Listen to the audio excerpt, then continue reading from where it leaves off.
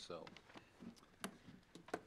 I'll call this meeting to order, and we'll start off with the Pledge of Allegiance. So if you all would stand and join me. I Pledge allegiance to the flag of the United States of America and to the republic for which it stands, one nation, under God, indivisible, with liberty and justice for all.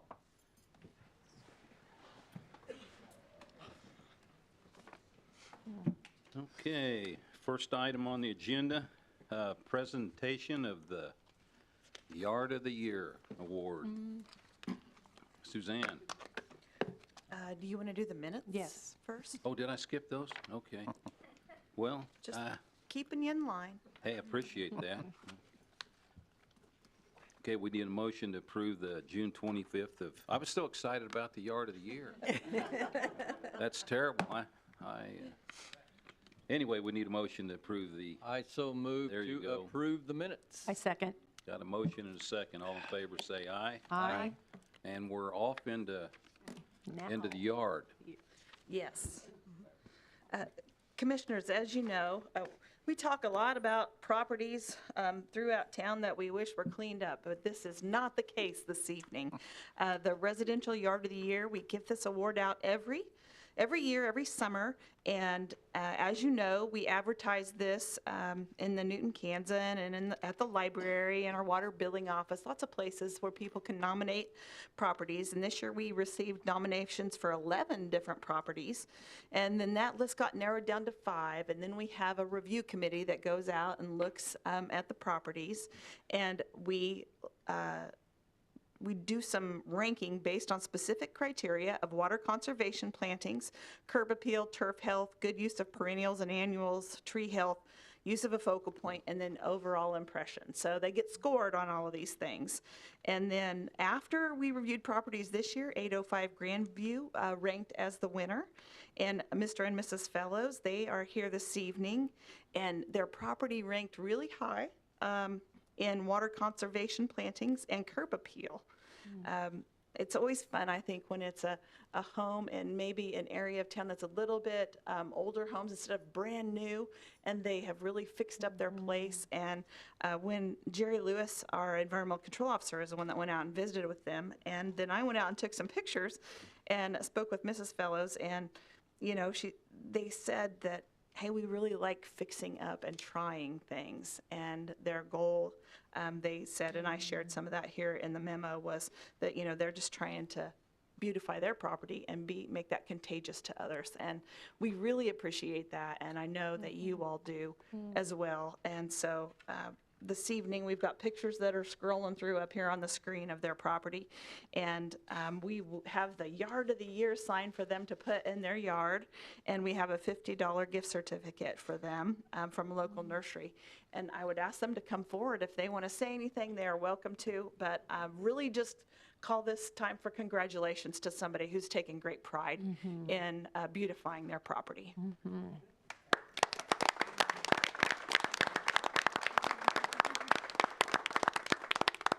I should be the one to speak because I'm shorter-winded than my husband.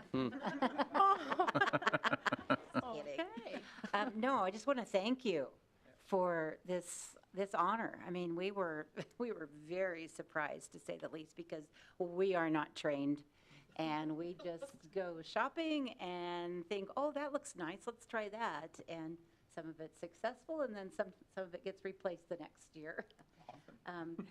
We do really enjoy butterflies and bees and the birds. So we try to find things that, you know, pollinators and things to attract those. So that's kind of something that we love. Yeah, and again, and we were very surprised, and it's very humbling, you know, because we do what we go do just mainly for the birds and the bees. I mean, it sounds funny, but we just love having critters like that. But again, the other thing that happens often is people that remember this house before Edie bought it back in 2006, they'll pull in our driveway and just say, we really appreciate the changes you've made. And that's such a wonderful feeling, that because you made a difference in somebody's day. So that's what we probably get the biggest kick out of that. So. But thank you. Thank you. Thank to you. the Thank committee. you. Thank you.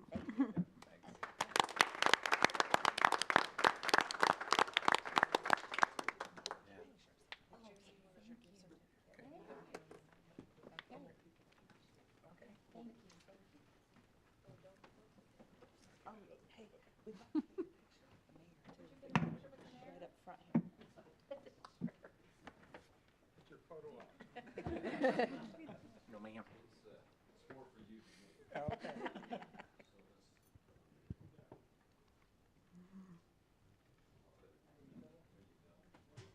Perfect. All right. 1, 2, 3. Thank you. Oh, wow. Thank you. Thank you.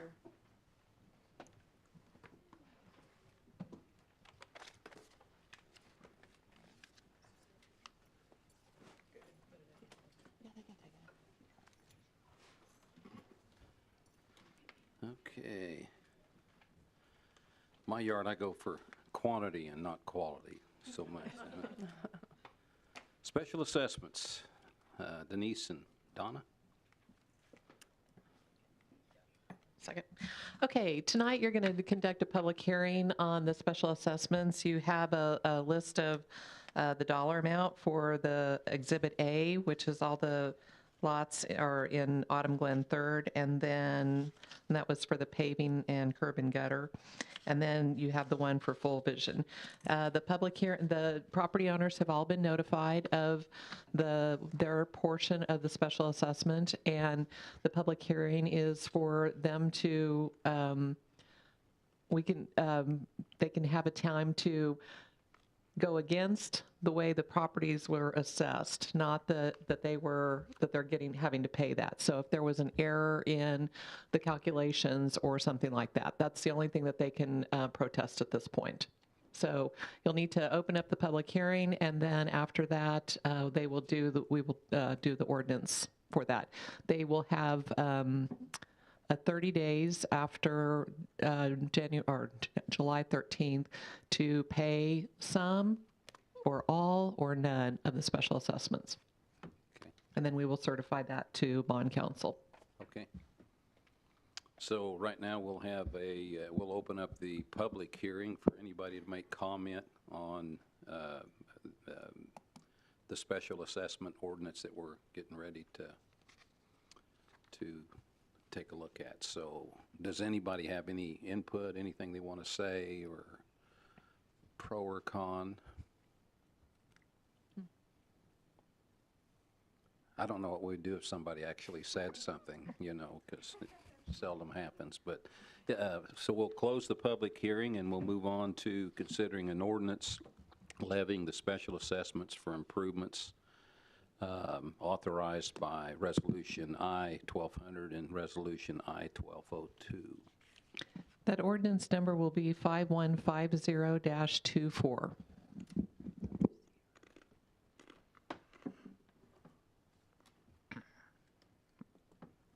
Well, Mayor, I would move that we approve ordinance 5150-24. Got a motion I will second. and a second. Any further discussion? All in favor say aye. Aye. Opposed? Motion passed. Okay. Next item, consider directing city staff to notify the clerk's office. We're going to talk about the revenue neutral rate for the 2025 budget. Donna? I just want to go through a few of the things that were passed this past year in legislation. Senate Bill 410 was approved by the governor on April 24th of this year. What they did was just clarify who didn't have to receive the notice, basically. Properties exempt from taxation don't get a notice. They updated the information and layout of the taxpayer mailer, and I'll show you a picture of that in just a second. They also provide additional clarification for when the vote to exceed the R&R should occur. What we do in August is have a public hearing, talk about the revenue neutral rate, and then we close it, and then vote on the ordinance. Well, now it's changed. You have the public hearing, then you vote on the ordinance, and then you close the public hearing. So it's just something funky that the legislature did that we have to now make sure we do right. And then also, the state is going to reimburse for the mailer cost one more year. They were going to start letting the county charge the entities that are changing the revenue neutral rate, and now they're going to wait till 25 to do that. That's the only little changes they made. The next sheet, this is showing the sample. The one on your right was the current one, and you can see it's very full, lots of columns, lots of boxes. The one on your left is what they're going to. So they hope it's going to be a little simpler for taxpayers to read. And we'll see. The legislature made the one on the left, and the accounting office made the one on the right. So we'll see. I like the one on the right. Oh, the old one? Yes. Well, it'll be different this year. Yes, it will. And I just want to remind everyone, the revenue neutral rate is the tax rate for year 2025 that would generate the same property tax revenue as what was levied in 2024 using the 2025 assessed valuation. That's why if your valuation goes up, your mill levy goes down, and vice versa. And by law, we cannot adopt a budget more than the R&R unless we go through these special hurdles. And then to remind you what our mill levy rate is this year for 2024 is 72.361, and these are the different ways it's broken out between the 5 ad valorem funds. And this is what the county clerk has figured our revenue neutral rate is, which is 64.485. So we would lose 7.876 mills, or about $1,300,000. I'm sorry, $1,348,000. We knew what you meant. Okay. This is what the form looks like that I need to turn into the county clerk. And you can see I kept our mill levy rate the same as what we have this year, 72.361. And the hearing will be on August 27th. August 27th. That's the second regular commission meeting in August. And immediately after that hearing, then we'll have the regular budget hearing as well. But tonight I need you to approve the revenue neutral rate, that we will exceed the revenue neutral rate. So we need a motion to exceed the revenue neutral rate for the 2025 budget, Right. up to 72.361 mils. Which keeps our current mill levy. Yep, yep. Since this is a topic, is it open for discussion at all? Sure. I didn't come totally prepared. My name is Mike Fellows. I didn't come totally prepared. She used a word that you're going to lose revenue. You don't lose revenue because you're going to be revenue neutral. In other words, you're going to make the same amount. Right. Okay. Right. So that's incorrect, and it's misleading to me and maybe the other people sitting here. We don't lose anything because using the math, it ends up at the same point.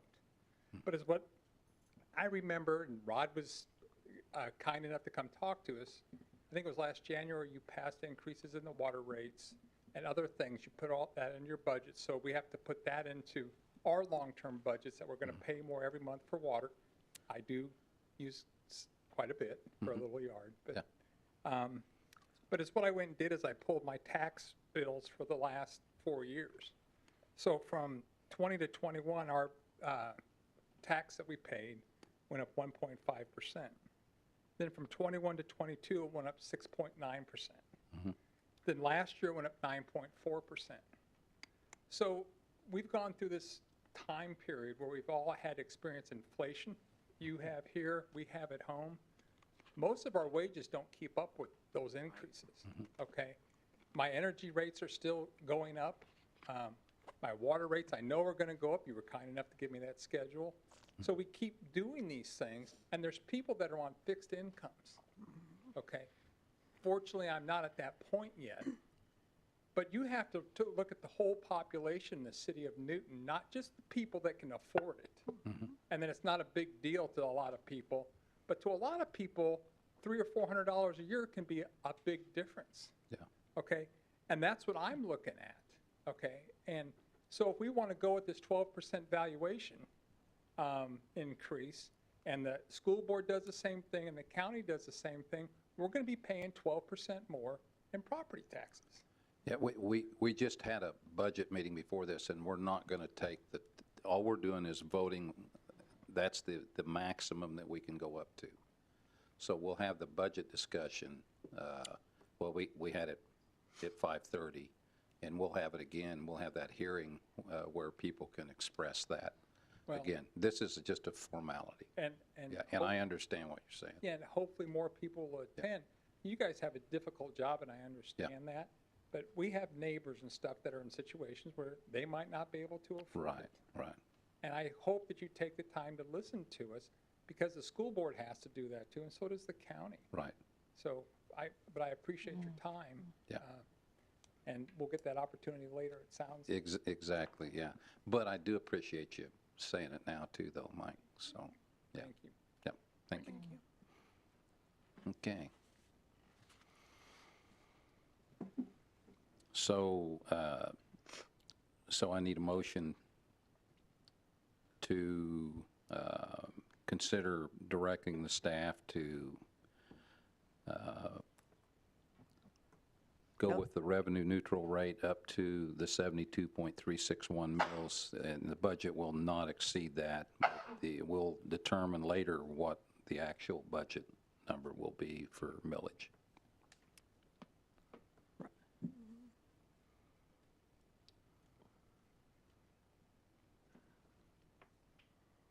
Okay, so, well, we are exceeding the revenue neutral Right, rate. this is to notify the Harvey County Clerk that we will be exceeding the revenue neutral rate. Intent, at least. Yeah, which is the Right, yeah. 64.485. Right. Yeah, This is what we have to let him know, or we will be stuck at or we will have to go backwards to the 64. And then we will continue the discussions on whether we stay, If we take the whole, keep the 12.7, or we bring it down. or we gear it back, yeah. Well, I move that we notify the county that we intend to exceed the revenue neutral rate.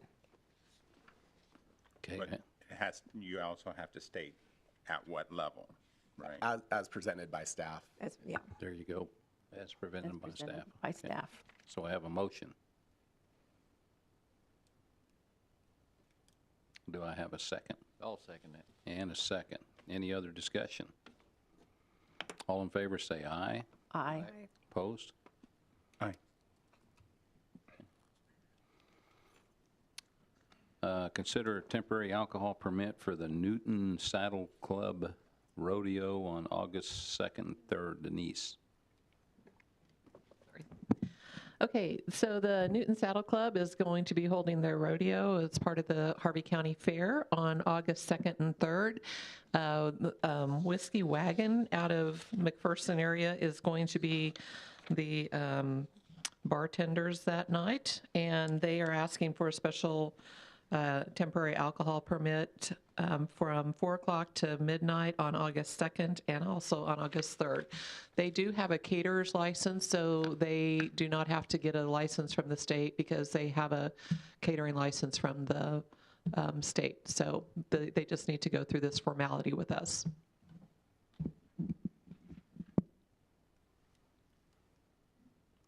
Okay, so we need a motion to approve the temporary alcohol permit for the Newton Saddle Club Rodeo on August 2nd and 3rd.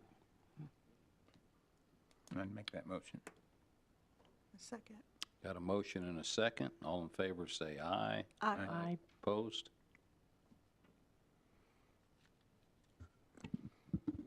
Receive an update on the city sidewalk replacement and rebate program, Rebecca. Thank you, Commissioners. We had a small technical difficulty, so if you are reading along in your agenda packet, there was a staff memo that just refreshed now, so I will be reading from it, but I won't read all of it since it is now live on our website as well for your review. This is just an update on some of the revitalization type programs that this body has enacted since 2020. So in 2020, City Commission set aside some funding to create that sidewalk repair rebate program in response to more people being out and about during the pandemic and noticing that some of their sidewalks could be repaired. This provides financial assistance to property owners, especially homeowners, for those sidewalk replacement. That program rebates at $3.50 a square foot of the sidewalk that's replaced. This sidewalk has to be marked by our code enforcement officer, and they have to have the letter, and we rebate only the squares or the parts of that sidewalk that is marked, up to $800 per frontage. So if you have a corner lot, it could be $1,600 for those sidewalks that, again, that are been found to be in violation of the city code. The commission funded the program at $150,000. It was not for the year. It has a minor error in here, I will note. But to date, since that time, we've issued 156 rebates totaling $101,296 and some change, which the average rebate being about $649. This investment has resulted in over 33,469 square feet of total sidewalk being replaced at a value of over $200,000. So it's a substantial return on investment of almost a 3-to-1 return. And then following up the success of this program in 2021, the City Commission established that rehabilitation rebate program that rehabilitated 50% of the cost of paint or guttering supplies up to $1,000 per property in the neighborhood revitalization area program. So it does restrict it to older parts of the city. And to date, 26 rebates have been issued for a total expenditure of right over $13,000 and a total project improvement value of $29,800. And the last one that came before you all was to expand to the downtown. The Main Street Facade Grant Program came to you as a recommendation from the Main Street program that we have here in Newton. And there was $30,000 that was awarded to 12 projects in the C3 district, with a proposed investment of over $99,000.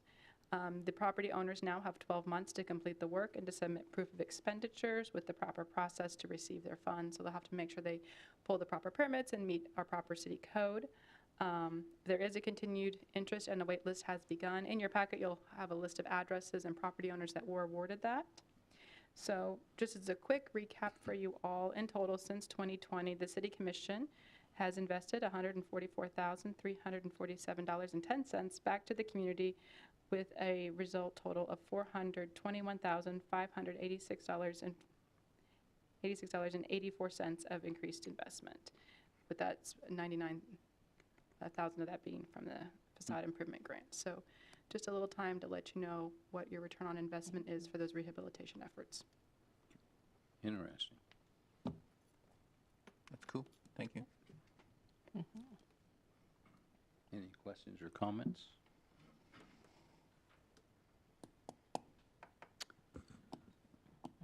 Chief Dunleavy. How did the 4th of July go? It was explosive.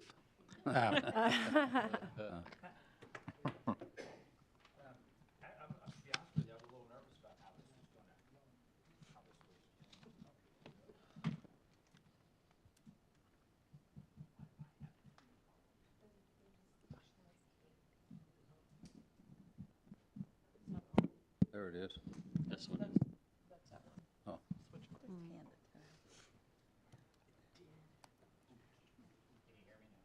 No.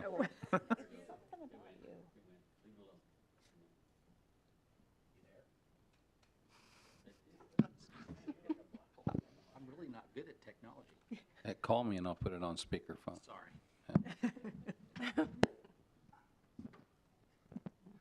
All right. Hey, I'm there. I better speak quick before it goes out on me again. To be honest with you, I was a little nervous about how this was going to go this year because of the different times we talked about that. As you can tell, fireworks are very popular in Newton. They went well past 10 o'clock on those days. I mean, we tried our best to try to curb some of it, but there was just not enough of us to go around, to be honest with you. Overall, we received about 52 calls during the entire span of that weekend or the time that was allowable to shoot fireworks. And overall, I really don't think that was really bad. I don't think that was a bad response. We had contact with a lot of folks that were shooting past the 10 o'clock hour, trying to alleviate some of the concerns of, on the 4th, it was a little more difficult because we were that whole weekend, we were incredibly busy. So we even had to solicit the sheriff's office to come in and help us out on some priority calls that were going on. So we didn't have a lot of time to contact folks that were shooting fireworks, but overall, I think everything went off without a hitch. So I'm pretty pleased. I hope you are as well. So unless you have any questions or concerns, we had one criminal case that because somebody was shooting afterwards, there was this disturbance that ensued, so we had to take criminal action on that. So it's a little different than just writing a citation for shooting fireworks off. But that being said, everything else went okay, unless you have any questions or concerns that I can help with. Thank you. And for fire EMS, over that 6:30 through 7:04 timeframe, we responded to 64 calls total, but there was only 5 of those that were fireworks related. And it ranged from, well, we had 1 non-transport of an injured individual, a trash can, a dumpster, which is a bigger trash can, 1 grass fire, and a possible structure fire that ended up being firework debris burning on a roof. So I'm going to mark that down as a win. Okay.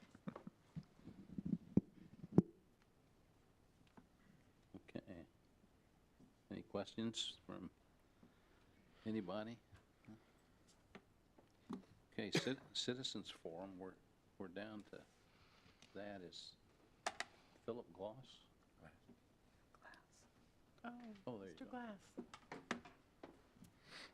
Fellow citizens and commissioners, we had a good 4th of July, which beautiful weather and everything else. But the disappointment is I got the folks where we could put the flag going up at Memorial Weekend. I drive around cemeteries and stuff, and I do a lot of praying cemeteries. But Newton cemeteries didn't have the flag up, not on the 4th of July.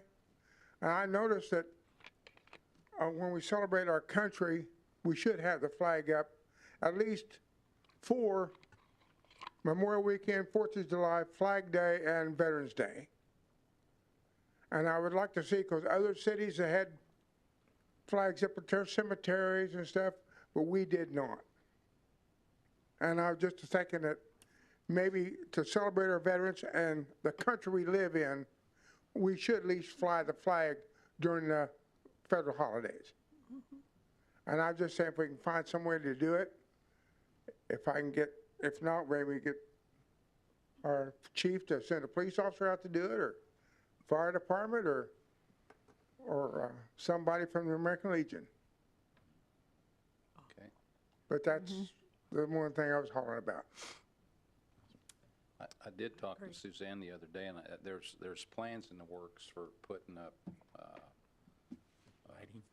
flags with lights, so that's going to happen. That would be great. Yeah. That would be great. I'd love that. Yeah. Well, thank you very much. Yeah. Thank you, Thanks Mr. for Glass. your Thank you. comments.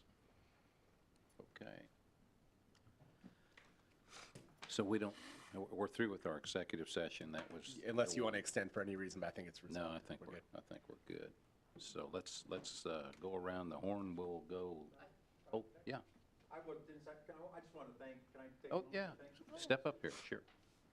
I didn't know if it was appropriate before because I didn't really feel like we had to sell our project Yeah. but I wanted to give, I'm Doug Shivel, president of Full Vision, if you don't know me, but Suzanne and her team has done a remarkable job.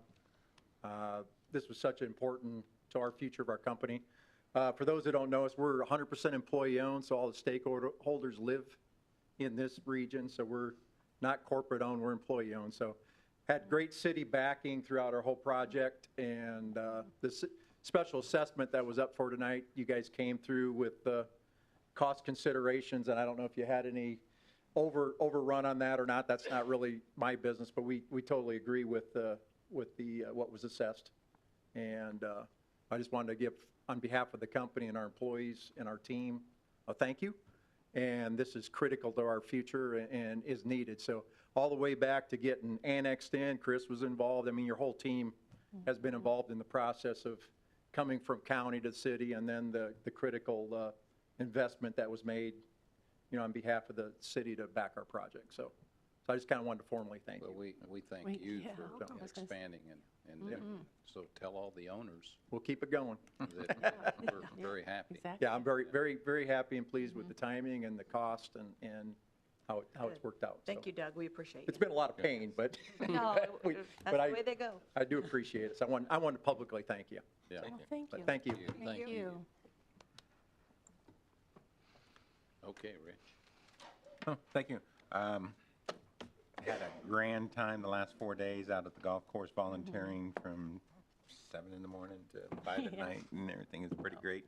Watching individuals from all around the world coming to compete in different ability categories, and really reframes kind of some of our problems, and they're just fabulous golfers with amazing spirits and great smiles. So it's been awesome. Well, I would echo that. I had the opportunity, it started Friday, and working in the volunteer and player registration, and getting to have time to visit with some of these folks. It's just the sacrifices that they made to get here.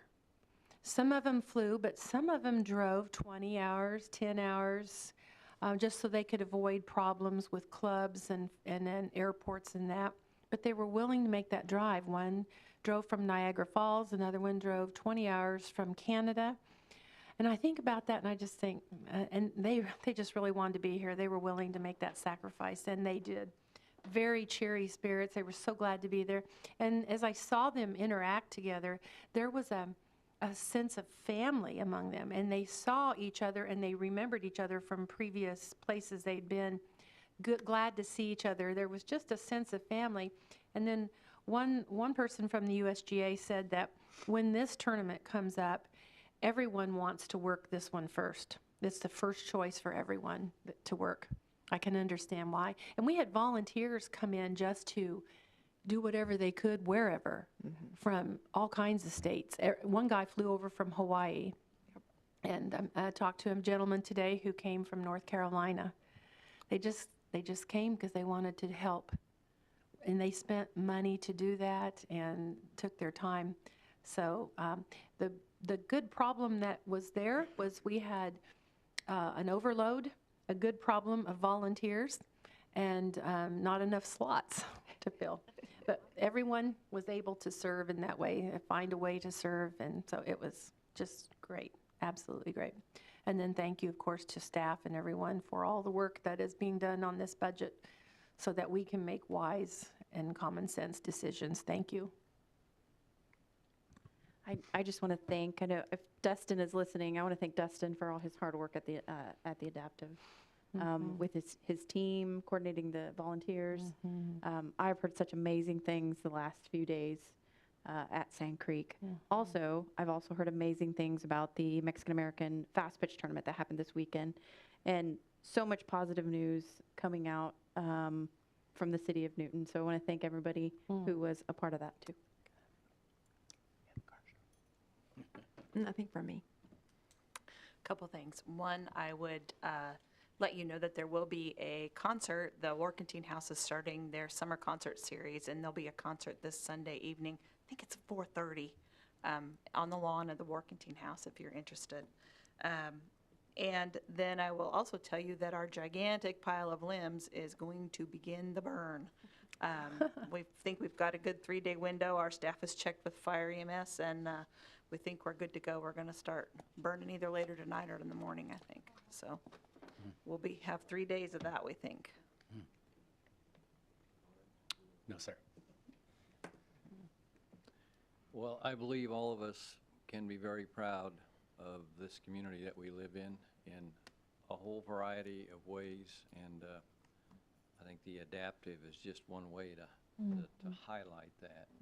And And so I, for one, am just very proud to be part of all of y'all's community and to be able to serve in it. That's it. I echo that. Everybody's saying everything I've got going on in my head too. So, yeah, I am blessed to be part of this commission and serve this community and at this level. And that's really all I have for today. And we get through with the adaptive and we go right into Sand Creek summer days. There's a Journey tribute band that's going to be playing Saturday night that's widely acclaimed. So if you can scrounge up $5 whole and get you a button, they'll let you in. So, there's a kiddie section that always happens Saturday morning.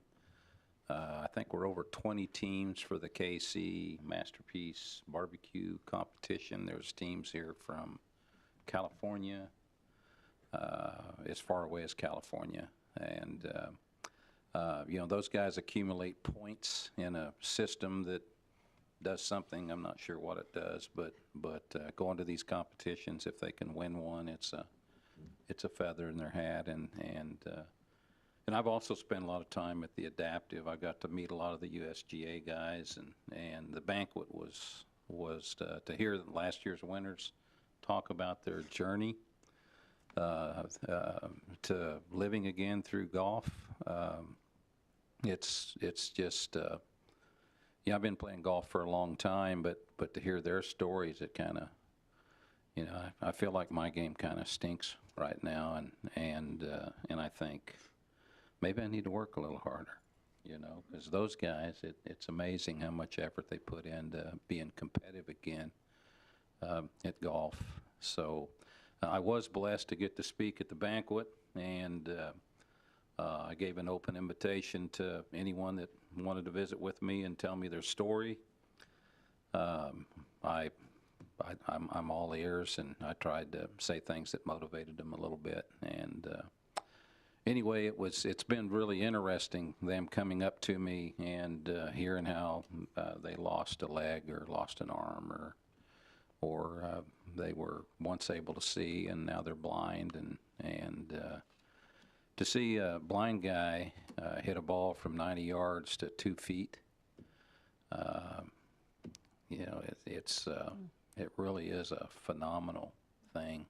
Real embarrassing to, like Dunleavy, who he kind of stinks at golf, and now maybe he's going to be motivated to practice a little bit. So, we got a great community. For those people that think there's nothing going on in Newton, Kansas, they're not looking very hard. And I would encourage, if you see this, I don't know how, I usually keep track how many people watch, but go out and watch these guys play golf. It's really 2 opens in one. It's the Adaptive Open, but there's men and women, and they compete in 7 different divisions, and also they compete against each other. So there's an overall winner too, and it's fun to watch these people. They have a fire and a love for competition, and here they are, getting to be in a USGA Open event. I mean, that's pretty cool. So if you're not accustomed to watching the Golf Channel, it's kind of fun to turn that on for a little while, and especially when Golf Central's on. They have really covered Newton, Kansas. I mean, here we are on national TV. It says Sand Creek Golf Course, Newton, Kansas, and the whole world is seeing that right now. So how cool is that? And there's great pictures on Sand Creek's Facebook page. Yep. And the city has some pictures of that as well. You can get a good idea just looking at some of those pictures and watching the players. You really can. They're just excellent. The USGA did a drone thing where they flew over the course and they kind of honed in on the caboose, and it just cool. Beautiful. My favorite was when we were sitting there eating our Jimmy John's lunches yesterday, saw the Golf Channel come on, the coverage of Sand Creek and the adaptive open, and then right, like it was perfect timing, a train comes by right in the background of it. I mean, it was like they timed it. He was It talking perfect. about how the rail splits the golf course in two, and then it's like, cue the train.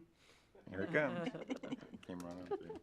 But anyway, Newton's a great place to live. I'm happy to be a part of this community. So thank you for coming, and I'll call